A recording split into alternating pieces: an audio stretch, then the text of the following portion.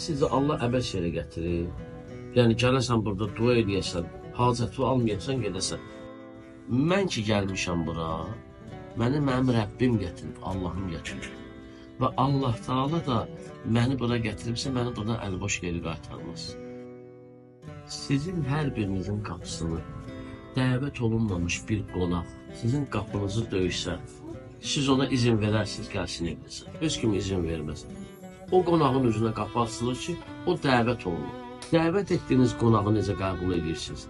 Ən gözəl yeməklərlə, ən gözəl ikramlarla, ən gözəl hədiyyələrlə, gedərdə də yola salanda bir hədiyyəsini qoyursunuz, yola salırsınız. Sizə Allah dəvət edibsə, Allah Taala buyurur ki, ənə əkrəmüzzü. Mən ən gözəl qonaq qəbul edənəm. Sizə Allah Taala dəvət edibsə, yəqininiz olsun ki, buradan dua belə eləməsəniz, Allah Taala sizə əlboş yola salmaz.